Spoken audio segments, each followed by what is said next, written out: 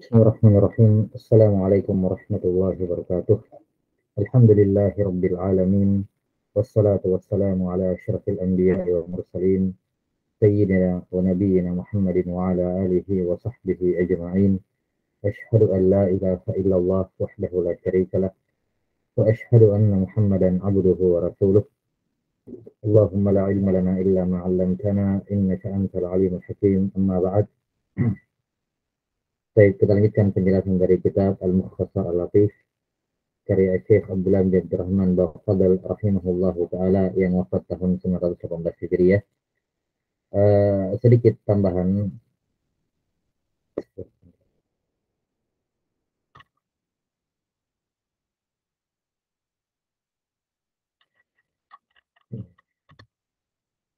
Masih kurang jelas?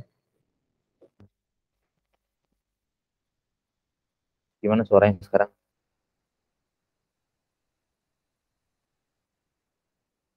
Alhamdulillah. Baik, sebelum kita lanjutkan ke pembahasan arkan at-tayammum kemarin, sedikit saya lupa tambahkan penjelasan berkenaan dengan masalah hukum mengulangi sholat. Ya, hukum i'adatis shalah li sahibil jabirah. Hukum mengulangi sholat bagi orang yang memakai jabirah. Ini rinciannya sudah kita sebutkan ya kemarin. Ini bagian yang saya sebutkan kemarin belum sempat saya buat ya. Nah, ini bagiannya kesimpulan yang sudah kita sebutkan kemarin berkenaan dengan hukum hukum mengulangi sholat bagi orang yang memakai jabirah. Kesimpulannya ada 5 keadaan. 3 keadaan la yu'idus sholat, tidak perlu mengulangi. 2 keadaan tidak perlu mengulangi sholat, dan 3 keadaan yang lain wajib mengulangi sholat. Ya, ini rinciannya sudah kita paparkan pada pertemuan sebelumnya. Sebagai tambahan, Imam Nawawi rahimahullahu taala memiliki ikhtiar yang menyelisih mazhab dalam hal ini, di mana ini juga merupakan pendapat dari Imam Al-Muzani rahimahullahu taala, ya Al-Muzani, dan diikuti oleh Nawawi rahimahullah, berpandangan bahwa orang yang memakai jabirah salatnya tidak perlu diulang secara mutlak. Ya, ini tidak ada rincian-rincian seperti ini. Tidak ada rincian-rincian seperti ini. Ya. Yani siapa saja yang sholat dalam keadaan sudah melakukan toharo yang dia mampu, 6, kemudian padanya ada jabirah, maka sholatnya syah dan tidak wajib diulang. Ya, tidak wajib diulang. Kenapa? Karena setiap sholat itu diwajibkan pada waktunya masing-masing. Ya, maka kalau seorang sudah mengerjakan sholat, walaupun ada kekurangan padanya, maka tidak wajib untuk diulang kecuali ada dalil, ada perintah yang baru. Sementara di sini tidak ada pun perintah yang menyatakan wajib diulang. Jelas ya? Ini ikhtiar dari Imam Nawawi rahimahullah dan merupakan pendapat Al-Muzani. Namun yang mu'tamad dalam mazhab Syafi'iyah, adalah rincian yang sudah kita sebutkan dan sudah kita terangkan alasan, ta'lil dan dalil yang dikemukakan oleh para fuqaha Syafi'iyah mengapa mereka merinci seperti ini.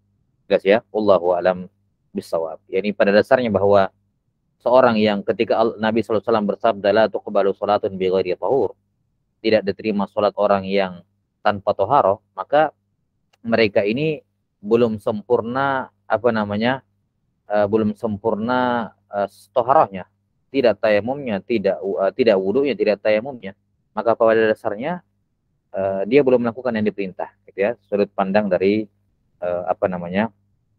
Nah, ala kulli hal, mengetahui pendapat yang lain dalam hal ini, ikhtiar dari Nawawi dan Al-Muzani, ini tentunya salah satu opsi ya. Dalam keadaan-keadaan tertentu seorang bisa berpendapat dengannya, atau misalnya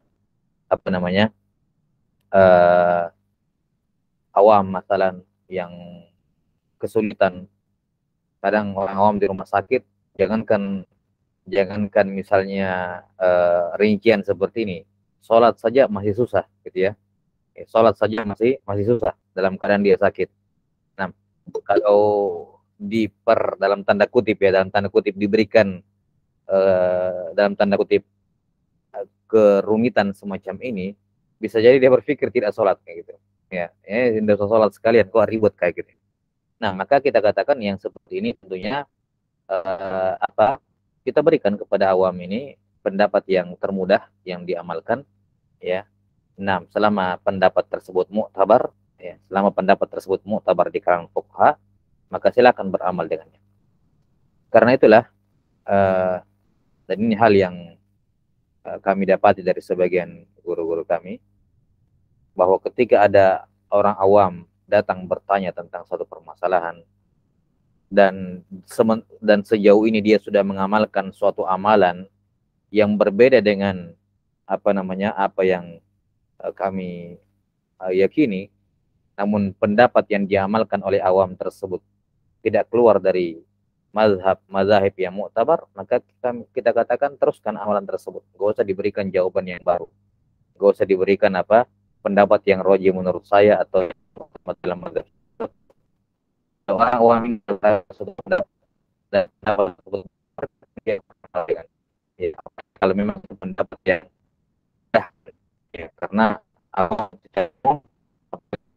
yang paling penting beribadah dulu, beribadah, jangan sampai adanya sebagian pendapat yang dalam tanda kutip menyulitkan, membuat mereka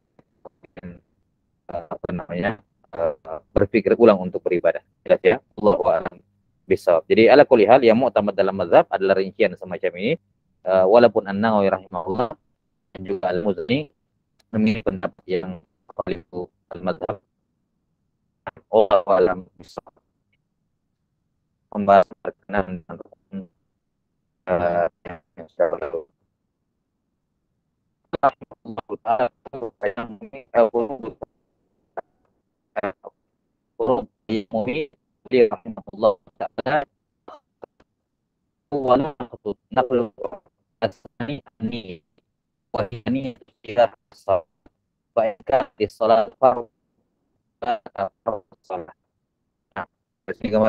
dengan berkenaan dengan niat, yaitu kayaknya kita sebutkan tiga maratib atau amalan dalam bab umum.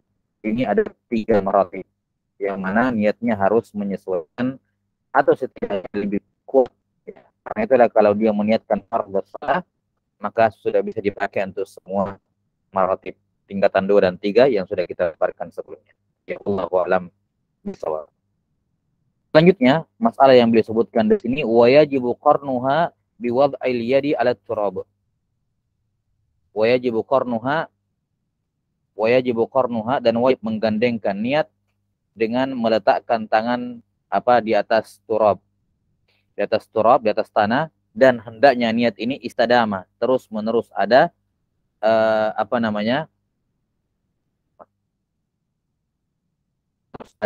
jangan ila mashi syai'in minal wajah. Ya, terus menerus ada sampai mengusap bagian dari wajah, bagian dari al-wajah. Baik. Di sini masalah waktu berniat. Zamanun niat, kapan niat tayamum dimunculkan dalam hati? Ya. Di sini penulis rahimahullahu taala 6 mengatakan bahwa niat itu wajib dimunculkan ketika pertama kali meletakkan tangan ke tanah, untuk mengambil tanah maksudnya. Ya. Ketika dia meletakkan tangannya di tanah, di sini dia munculkan niatnya. Kemudian di mana ketika dia meletakkan tangan di tanah, ya, niat ini harus ada dalam hatinya sampai dia menyentuh bagian manapun dari wajahnya, di bagian atas, bagian samping, bagian bawah, bagian manapun dari wajahnya yang disentuh dengan tanah. Jadi niatnya itu berkesinambungan, tidak boleh hilang dari hatinya sejak dia mengambil tanah sampai mengusap. Karena itu bagusnya jangan terlalu lama, ambil tanah, munculkan niat, langsung mengusap sehingga niatnya tetap ada. Jelas ya?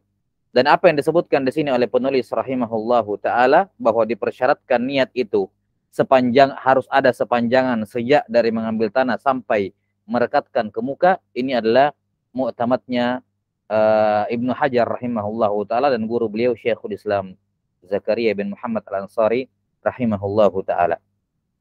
Adapun mu'tamadnya Al-Khatib Asy-Syirbini dan juga Ar-Ramli, mereka mengatakan yang penting niat itu ada ketika mengambil tanah dan ada ketika mengusap wajah. Walaupun diantaranya niat itu hilang. Misalnya ketika dia mengambil tanah, niatnya ada. Ketika dia mengangkat tangannya ke wajahnya, niat ini hilang di sini. Tapi ketika mengusap wajah, niatnya ada kembali di sini. Maka yang seperti ini disyahkan menurut Ar-Ramli dan Al-Khatib. Misalnya, ada seorang mau tayamum. Dia ketika dia meletakkan tangannya di tanah, dia sudah niat. Ya, ketika dia sudah angkat tangannya, tiba-tiba ada temannya ngajak ngobrol. Ngajak ngobrol, ya, dan seterusnya. Agak lama. Setelah itu apa? Setelah itu, eh, jadi ketika dia ngobrol, niatnya hilang, niat tayamumnya hilang, kan begitu. Atau dia ngapain begitu, tapi tangannya tetap ada tanah di situ. Intinya, niat tayamumnya hilang. Setelah itu ketika dia mau mengusap wajahnya, dia kembalikan lagi niatnya, niat tayamum. Maka yang seperti ini syah menurut Al-Khatib dan Ar-Ramli, tapi tidak syah menurut Ibnu Hajar dan guru beliau Syekhul Islam. Ya, tidak syah. Kenapa? Karena hilang di tengah-tengahnya. Ya, seperti ini. Jadi menurut Ibnu Hajar dan menurut Syekhul Islam dan Ibnu Hajar, harus niat itu ada sepanjang itu. Sementara Al-Khatib dan Ar-Ramli mengatakan yang penting ada ketika mengambil tanah dan ketika muka. Kalau ada sepanjangan ya syukur, alhamdulillah. Tapi seandainya tidak ada di tengah-tengah, tapi ada ketika mengambil tanah dan sampai ketika mengusap ke muka, maka itu sudah syah. Jelas ya? Maka apa yang disebutkan di sini oleh Bapak Fadl rahimahullahu taala, penulis rahimahullahu taala, ini sejalan dengan mu'tamadnya Ibnu Hajar rahimahullahu taala. Jelas ya? Baik. Summa qala rahimahullah, rukun yang kedua. Ini selesai pembahasan niat tayamum. Rukun yang ketiga apa? Rukun yang ketiga as-salis mengusap wajah. Iya, ya ini panjang lebarnya, ini diusap. Panjang dengan lebarnya. Jadi batasan wajah yang sudah kita bahas dalam masalah wudu, ini semuanya wajib diusap semuanya. Ya, walaupun tentunya tidak seperti wudu. Karena tentu saja tidak diwajib untuk menggunakan tanah, rambut,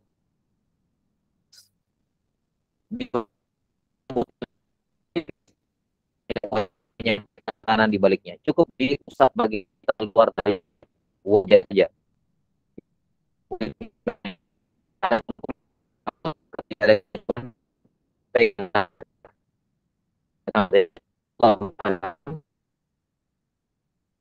Ya. Bahkan bukan hanya di sunnahkan untuk menjadikan perhatikan ketika mau seluruhnya, perhatikan lakukan di sini ya, lakukan di kemudian di bawah, entah itu di mulut ini mengusap ya, ada yang mengusap wajah, yang mengusap seluruhnya, seluruh wajah. Jadi kalau misalnya dia mengambil tanah baru seputar sini misalnya sudah habis tanah di tangannya, tidak apa-apa diambil lagi sampai kena semuanya. Tidak sampai sini, sampai kena seluruhnya. Makanya nanti kita akan sebutkan bahwa di antara syarat-syarat tayamum mengambil tanah 2 kali. Ya ini 2 kali kalau sudah kena. Kalau memang belum kena ya ambil tanah lagi. Karena dipersyaratkan harus ada tanah yang melekat pada tangannya. Kalau diambil tanah pertama kali, kebetulan misalnya tanah atau debu yang melekat di tangannya kurang, sehingga baru seperti ini sudah habis, maka bagian yang belum kena diambilkan lagi tanah. Karena mengusap wajah yang dimaksud di sini adalah mengusap seluruh wajah. Seluruh bagian wajah yang sudah kita jelaskan sebelumnya. Bedanya dengan masalah wudhu adalah tidak wajib memasukkan tanah ke balik rambut, walaupun rambut itu tipis. Jelas sampai sini? Wallahu a'lam bishawab. Dan juga tentu saja harus menghilangkan hal-hal yang menghalangi sampainya tanah ke wajah. Kalau ada yang melekat sesuatu di wajah yang bisa menghalangi tanah ke wajah, ini dihilangkan. Sama seperti udah juga kan mencuci wajah. Kalau pada wajahnya ada menghalangi, ada menghalangi kulit. Maka demikian pula dalam tayamum. Taib, Allahu a'lam bisawab. Kemudian rukun yang keempat, kata beliau rahimahullahu ta'ala, ar-rabi'u mashul yadaini ilal mirfaqain. Ya, rukun yang keempat adalah mengusap kedua tangan sampai ke siku. Nah, mengusap kedua tangan ke siku. Baik.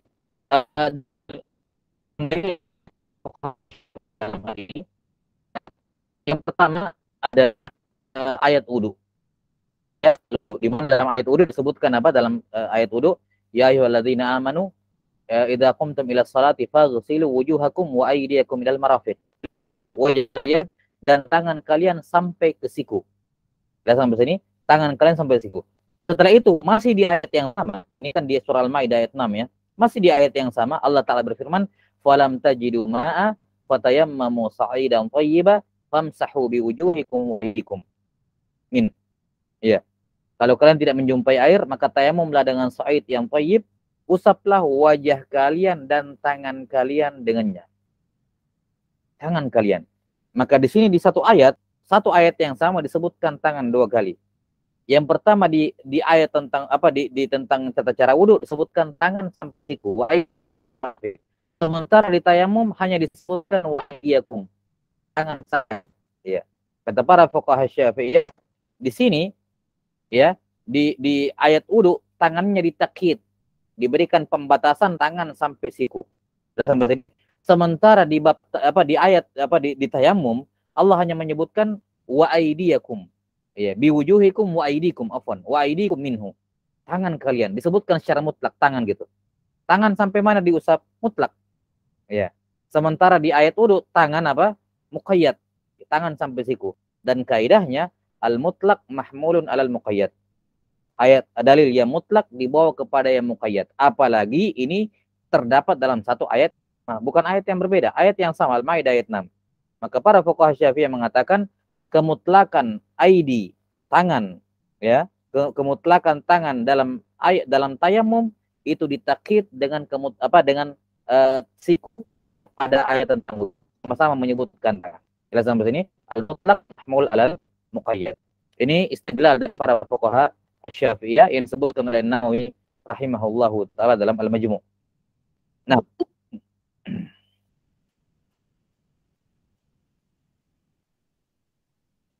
kemudian, kalau ada yang bertanya, bagaimana dengan riwayat as-sahih?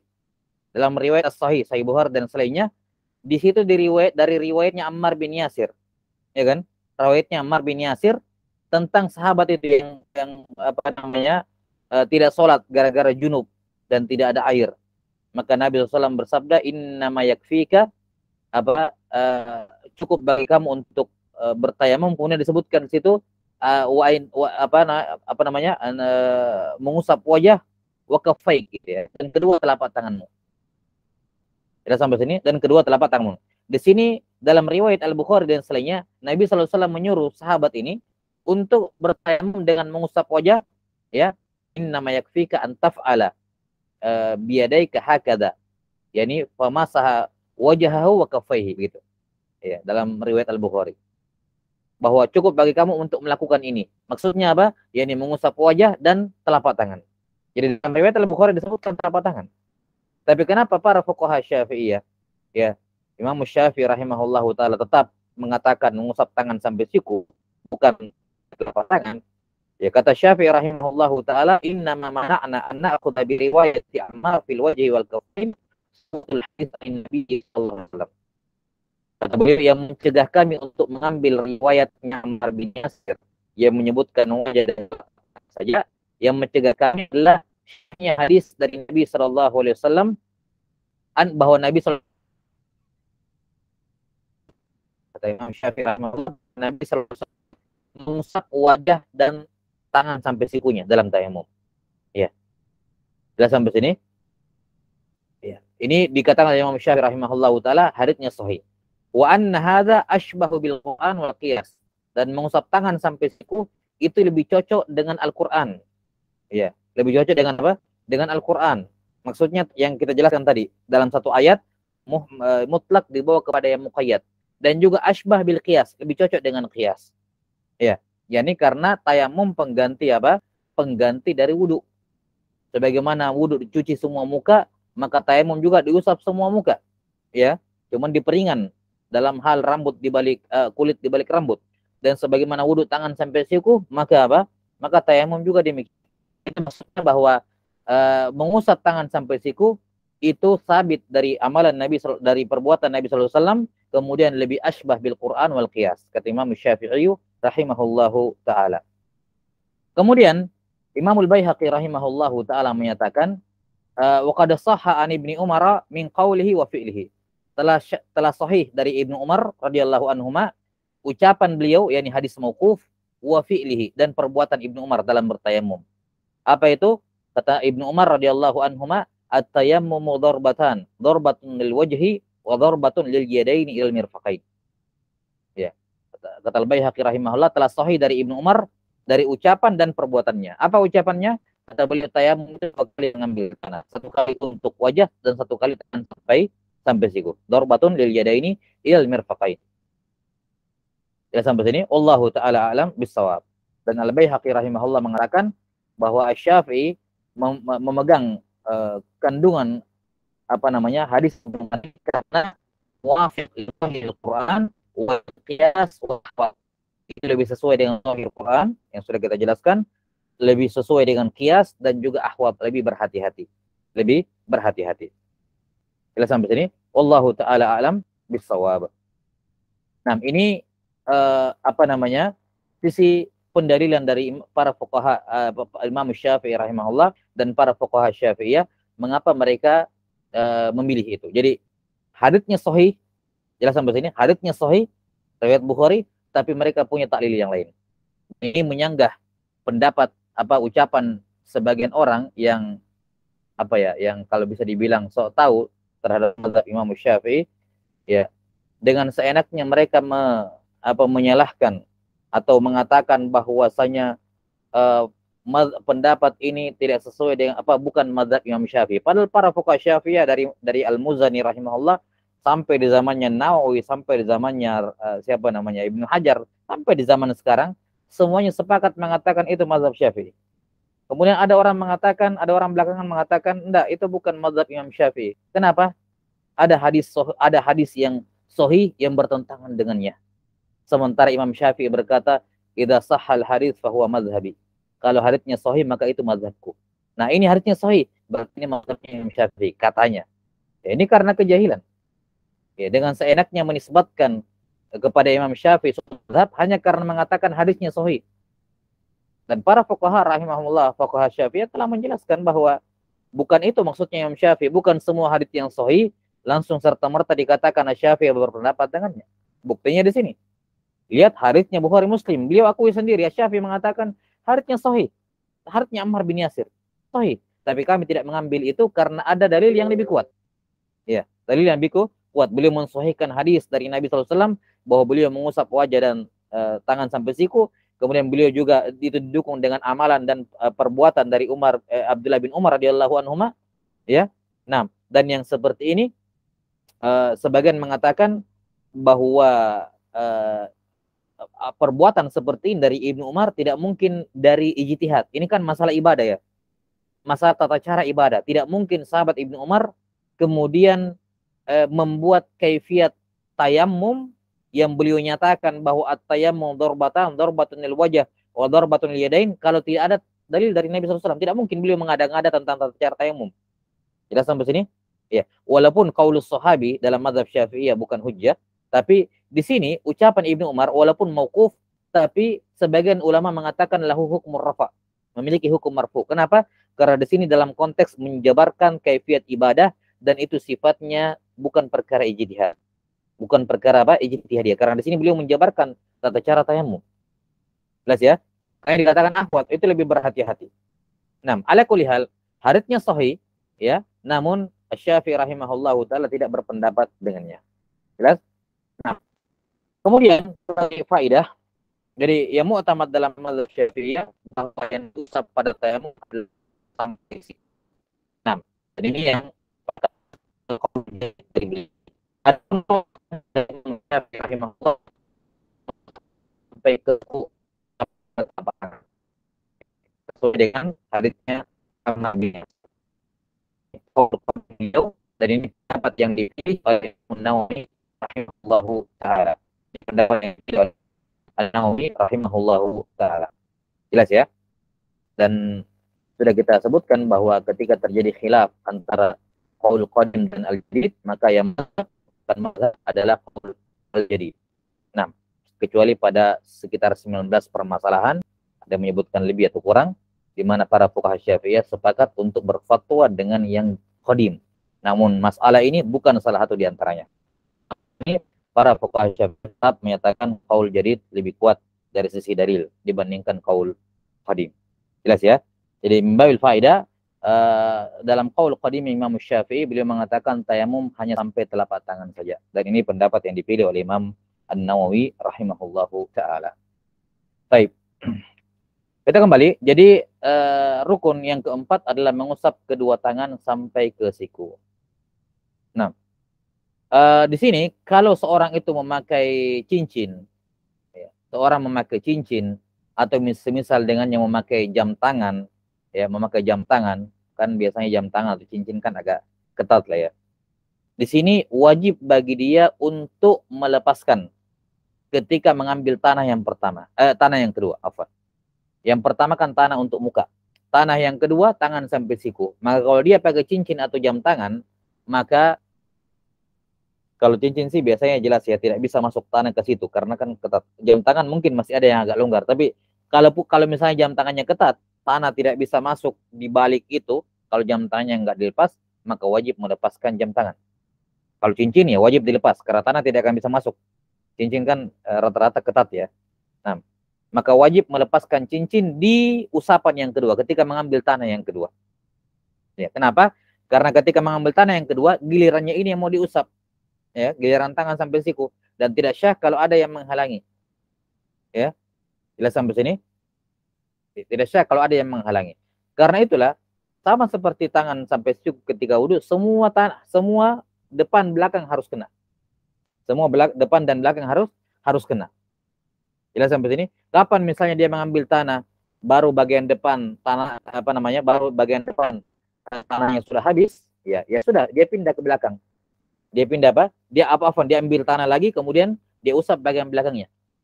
Karena perhatikan, tidak boleh seorang tidak syah dikatakan mengusap kalau di tangannya ini tidak ada tanah, diusap begini, sekedar formalitas begitu. Enggak boleh.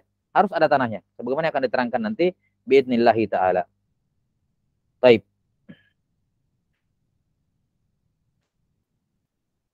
Nah, udah ya, masful yadain ilal mirfaqain. Mengusap kedua tangan sampai ke siku. Ini rukun yang keempat. Nah, bagaimana cara cara yang paling baik dalam mengusap tangan sampai siku?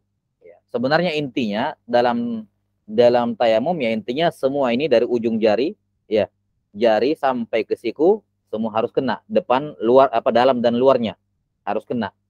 Ya, cuman para fuqaha Syafi'iyah menyebutkan kaifiat yang mereka mengatakan afdol, kaifiat yang paling afdol yang disebutkan oleh Imam Nawawi rahimahullah dan selainnya.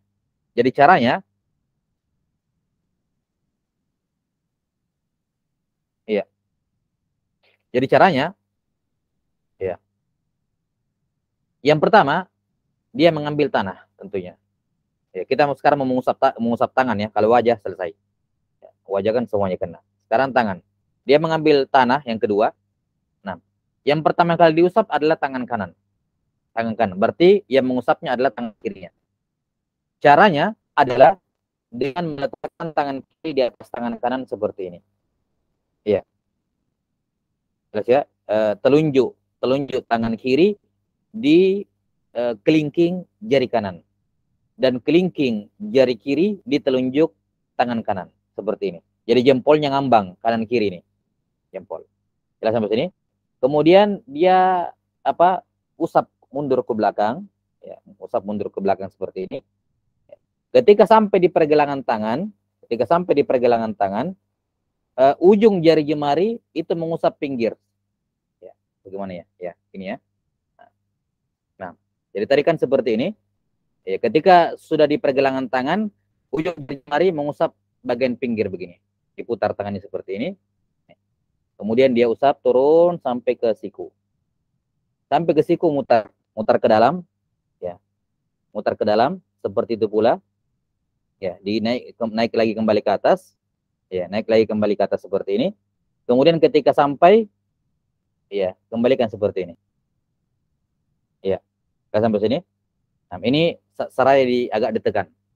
Setelah itu putar sama seperti tadi, seperti ini. Yang kanan lagi mengusap. Ya, sekarang yang di kiri yang diusap ya, pakai tangan kanan maksud saya. Ditarik ke belakang seperti ini. Jadi jempolnya ngambang dua-dua. ditarik lagi ke belakang. Ketika sampai di pergelangan tangan, mutar begini. Nah, sampai ke siku, diputar ke dalam, ya, putar ke dalam, ya. Ketika sampai di pergelangan seperti ini. Nah, ini ujung jari jemari seperti ini supaya kena seperti ini ya, biar kena seluruhnya. Kemudian jempolnya sendiri dikasih kena, ya, jempolnya sendiri, jempol dengan jempol dikasih seperti ini, supaya kena. Nah, itu kaifiatnya. Kaifiat yang afdolnya supaya kena semua. Wa illa bagaimanapun caranya, yang penting kena semua. Jelas ya. Cuman kaifiat ini yang di mufaddal, istilahnya kaifiat yang diunggulkan dalam mazhab Syafi'i seperti itu. Dan sebagaimana kita ketahui terkadang bahwa para fuqaha terkadang mereka menyebutkan kaifiat ya untuk memberikan mempermudah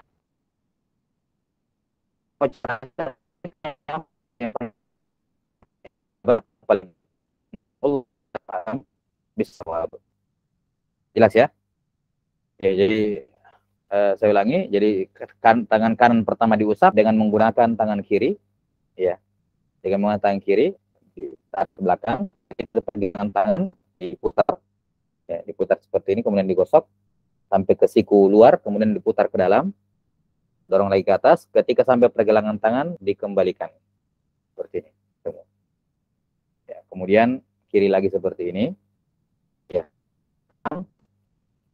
afwan, ke sini diputar ke sini, sampai ke siku, bahkan, nah, seperti ini, kemudian dikembalikan ke depan. Kasih ya. Tapi itu biar langsung kena semuanya, tidak perlu banyak tanah dan seterusnya. Yang penting perhatikan, ketika digerakkan itu tanah masih ada di tangan. Tanah masih ada di tangan. Kapan tanahnya habis, ya sudah ambil tanah lagi, baru lanjutkan cara tadi. Ya, karena tidak syah kalau diusap sementara di tangan yang mengusap sudah tidak ada tanah. Jelas? Allahu a'lam bissawab. Nah, selanjutnya kata beliau rahimahullah yang terakhir al-khamis at-tartibu hakadha. Tartibnya seperti ini. Yang dimaksud dengan tartib di sini adalah tartibul masah. Yang wajib ditartib adalah mengusap. Yang wajib ditartib adalah apa? Adalah mengusap. 6. Bukan mengambil tanah. Adapun mengambil tanah, hukum tartibnya sunnah. Hukum tartibnya sunnah, tapi tidak wajib. Kita jelaskan dulu tartib mengusap. Jadi tartib ya, harus muka dulu, baru tangan sampai siku. Walaupun dia tayamum untuk hadas besar. Tahu kan dalam mandi ya, tidak ada wudu ada tertib. Tapi mandi kan tidak ada tertib. Karena semua anggota tubuh itu dihitung satu. Dan tidak ada tertib tidak ada tertib pada tubuh. Jadi walaupun pada mandi junub tidak ada tertib, tapi kalau kamu tayamum untuk mandi junub, maka sebagai pengganti mandi junub, maka tayamumnya tetap wajib tertib. Jelas ya? Tetap wajib tertib. Walaupun nah, karena itulah harus muka dulu, bahkan sampai siku. Dan ini sesuai dengan zahir Al-Quran. Famsahu biwujuhikum wa aydikum minhu. Usaplah wajah dan tangan kalian. Dan ini dalam sebagian riwayat sahih disebutkan famasaha biyadaihi wa wajhahu. Nabi SAW mengusap wajahnya kemudian mukanya, maka di situ wawunya bukan waw litartib, tapi waw limutlaqil jama', sekedar menghimpun dua hal tanpa menyebutkan mana yang dahulu mana yang belakangan. Sebagaimana yang ma'ruf ya, bahwa asal makna waw dalam nahwu ya, asal makna waw maksud saya dalam bahasa Arab adalah sekedar menghimpun dua perkara tanpa harus yang pertama dulu baru yang kedua. Sebagai riwayat as-sahih memang ada disebutkan muka tangan dulu baru muka, tapi pakai waw, tidak pakai summa, tidak pakai fa, tidak menunjukkan tertib, hanya menunjukkan waw. Tidak sampai sini. Dan apa namanya, ini juga kias kepada wudu. Kenapa? Karena berbeda dengan mandi junub itu adalah toharoh satu anggota tubuh. Karena semua bagian tubuh dihitung satu. Ya, saya lebih mirip kepada wudu, yaitu karena apa namanya, sebagaimana wudu adalah toharatun fi a'dha'in fil a'dha', bersuci pada beberapa anggota tubuh, dalam hal ini ada 4, maka diwajibkan tertib karena ada 4. Yani berbilang anggota wudunya, makanya harus tertib. Nah, sementara tayamum ini dia tohara fi udwain, tohara pada 2, jadi berbilang juga, sehingga apa, menyerupai wudu. Ya, maka sebagaimana pada wudu disyariatkan tertib, diwajibkan tertib, maka demikian pula tayamum. Jelas sampai sini? Allahu a'lam bissawab. Nah, karena itulah kalau seorang tidak mentertib, misalnya dia mengusap tangan dulu baru muka, jelas ya, dia mengusap tangan dulu baru muka, maka yang tangan tidak syah, yang muka syah. Maka selanjutnya tinggal tangan yang harus diulang. Atau kalau misalnya dia bilang sama atau misalnya dia suruh orang, ya, kalian berdua saya izinkan untuk mengusap wajah dan tangan saya ketika untuk tayamum. Tapi kedua orang ini mengusap wajah dan tangan orang ini secara bersama. Tangan sampai siku saya. Keduanya mengusap di waktu bersamaan. Yang syah hanya muka. Ya. Jadi kapan diusap tangan dulu baru muka, maka yang syah hanya muka. Tangan tidak syah, harus diulang. Demikian pula diusap tangan dan muka di waktu yang bersamaan juga tidak syah kecuali muka. Tangan tidak syah. Sampai adapun muka syah, sehingga yang tangan harus diulangi. Nah, wallahu alam bissawab. Ini yang dimaksud dengan tertib, yakni tertib fil masah. Harus tertib dalam mengusap. Adapun tertib dalam an-naqal, dalam mengambil tanah, ini tidak diwajibkan tapi disunnahkan. Yakni sebagaimana yang pertama kali diusap adalah muka, maka kamu dahulukan mengambil tanah untuk muka dulu. Sunnahnya seperti itu. Tapi seandainya nakalnya tidak tertib, mengambil tanahnya tidak tertib, ya tidak ada masalah. Contoh, saya mengambil dengan tangan kanan untuk muka. Untuk apa? Muka. Setelah itu saya mengambil tanah dengan tangan kiri untuk apa? Untuk tangan. Untuk apa? Tangan. Tapi kemudian yang tangan kiri saya pakai untuk mengusap muka. Tadinya kan untuk tangan kanan kan? Ya. Tapi saya apa? Yang tangan kiri saya ambil untuk cuci muka. Apa? Untuk mengusap muka. Maka yang seperti ini tidak ada masalah. Walaupun tertibnya tidak berurut. Kenapa? Karena secara tertib yang saya ambil duluan itu untuk apa? Untuk muka. Yang kedua untuk tangan. Tapi yang untuk tangan saya pakai untuk muka. Ini tidak ada masalah. Walaupun tidak tertib dalam hal mengambil tanah, tidak ada masalah. Karena yang wajib dalam mentertib dan mengusap, bukan mentertib dalam mengambil tanah. Walaupun jadi bagaimana dalam tertib dalam mengusap wajib, maka mentertib dalam mengambil tanah juga sunnah. Yani yang mana yang duluan kamu ambil pakai tangan, maka itu yang untuk wajah. Seperti itu ya. Nah, Allahu a'lam bishawab. Nah, ini saya pembahasan berkenaan dengan rukun-rukun at-tayammum. Kemudian sebagai Allah Ta'ala tidak menyebutkan pembahasan mengenai sunnah-sunnah tayammum. Di sini kita rangkumkan beberapa sunnah-sunnah tayammum. Saja. Nah, dengan sunnah yang penting ada tauhid kaidah. Cuma yang tauhid satu bab saja. Kalau kaidah kan bisa dipakai di berbagai bab kaidah. Tapi kalau dobit itu biasanya di satu bab saja atau bahkan di satu masalah. Masalah semua sunnah Awan putus-putus kan? baru baru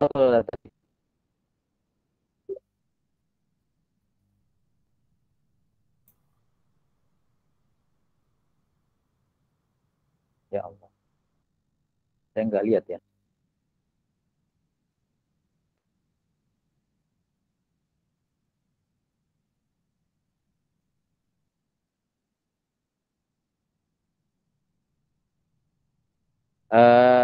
Apa? Saya nggak lihat ini ya. Tolong lain kali kalau ini bicara aja biar kita jelas dengar. Terus saya nggak lihat ini, nggak lihat chat kalau sudah ngajar.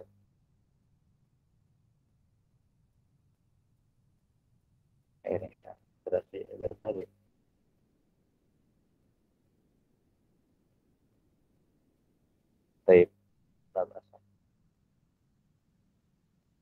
Iya, Fanana pakai kuota ini jadi mungkin karena itu.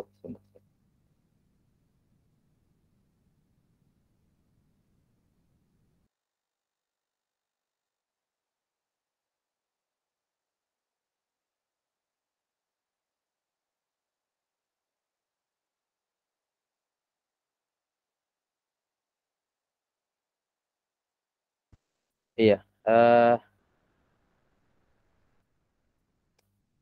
Gimana gimana sekarang? Alhamdulillah sekarang bagus Ustaz.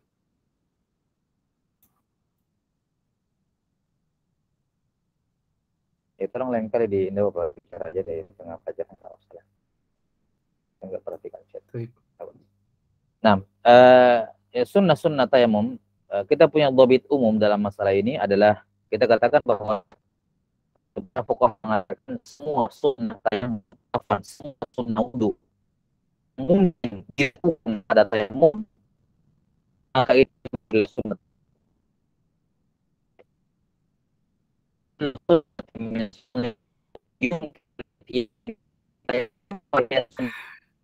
Awan, putus-putus lagi Ustaz.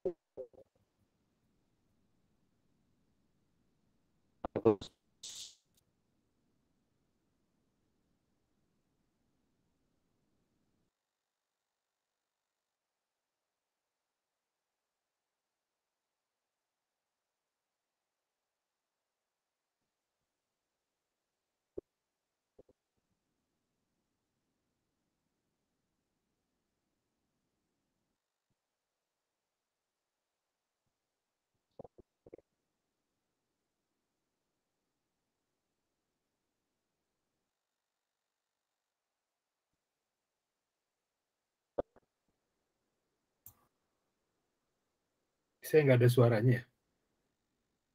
Yang lain gimana? Iya sama, nggak ada juga.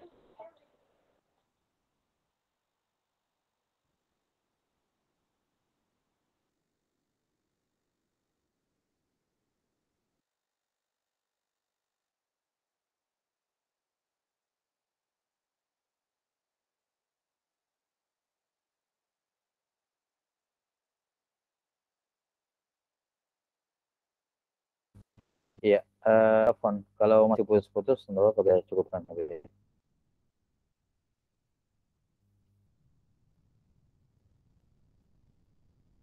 Afwan. Nanti kita lihat lah ini kalau memang kebanyakan yang nggak jelas, nanti saya kalau memang ini.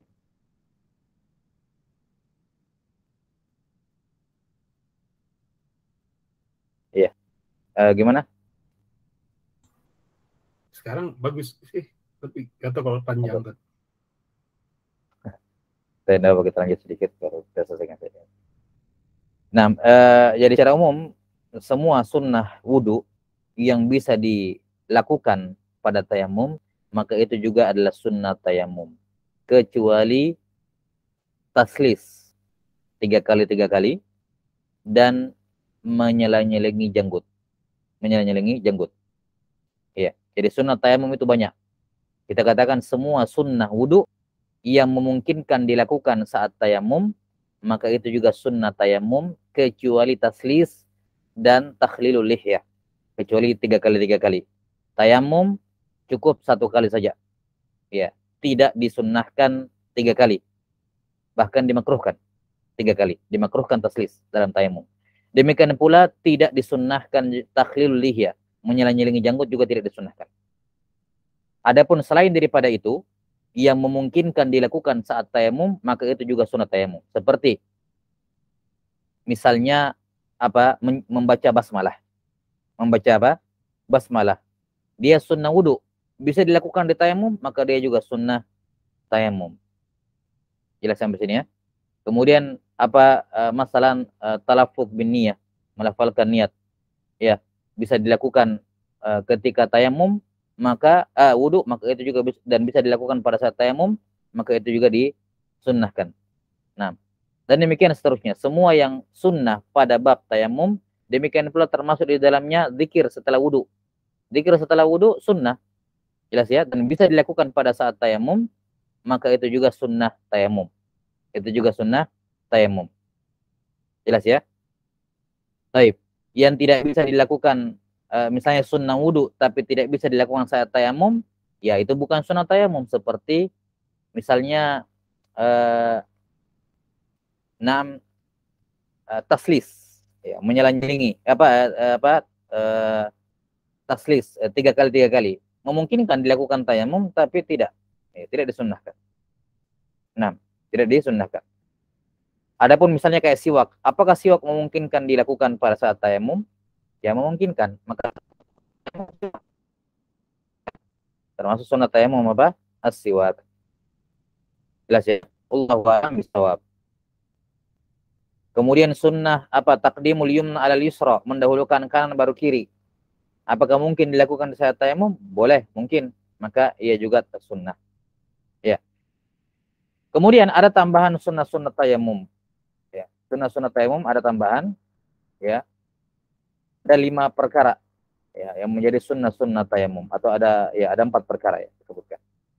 Nah, sunnah yang pertama adalah tafrijul aswabi. Tafrij itu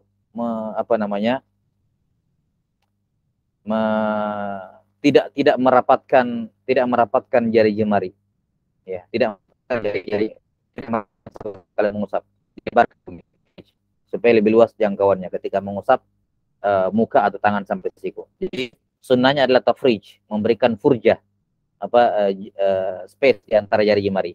Jadi bukan seperti ini, bukan dirapatkan, ya, tidak dirapatkan.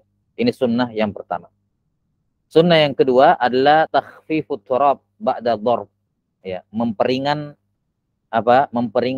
mengurangi tanah setelah mengambil tanah. Jadi kalau misalnya diambil itu rasa banyak, saya kurangi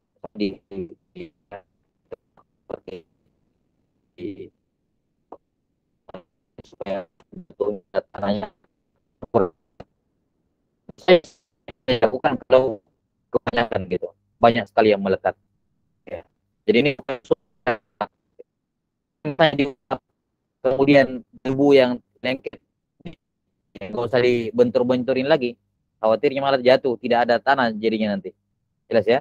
Maka mengurangi takhfifut turab hanya dilakukan kalau dianggap kebanyakan tanahnya. Baik, kemudian yang ketiga disunnahkan untuk tidak mengangkat tangan sampai selesai mengusap. Ya, disunnahkan tidak mengangkat tangan setelah selesai mengusap. Maksudnya kalau dia mengusap wajah, ya sudah, jangan diangkat tangannya sampai selesai semua. Ini sunnahnya seperti itu. Walaupun boleh, tapi sunnahnya seperti itu. Jadi misalnya yang melanggar sunnah ya, dia mengusap di atas begini, baru diangkat, baru dipindahkan ke sini lagi. Itu melanggar sunnah. Sunnahnya adalah kalau mengusap jangan diangkat sampai kena semuanya. Sama seperti di sini. Kalau melanggar sunnah misalnya taruh di sini, terus pindah lagi ke sini, diangkat gitu, diangkat ya. Jadi sunnahnya dilengketkan saja terus sampai selesai diusap. Ini yang ketiga. Kemudian sunnah yang keempat,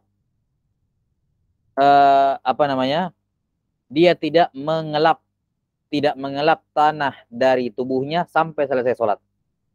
Ya, sunnahnya seperti itu. Tapi kalau misalnya kita sudah selesai tayamum nih, terus kita mau sholat, kita lap tanah dari semua anggota muka dan tangan. Ya boleh, tidak ada masalah. Ya, tayamumnya kan sudah syah.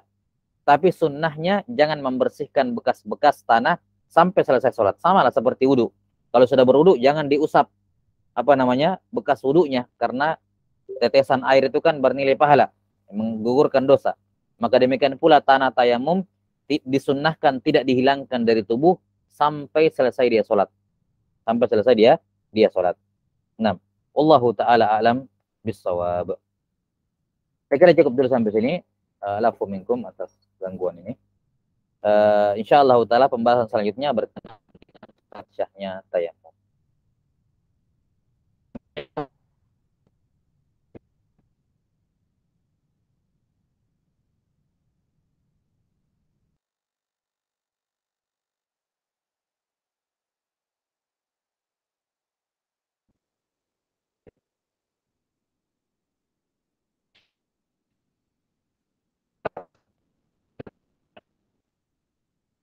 الله نسأل الله تعالى أن ينفعنا وينفعنا بما علمنا إنه ولي ذلك سبحانك اللهم وبحمدك لا إله إلا أنت أستغفرك والحمد لله رب العالمين ورحمة الله.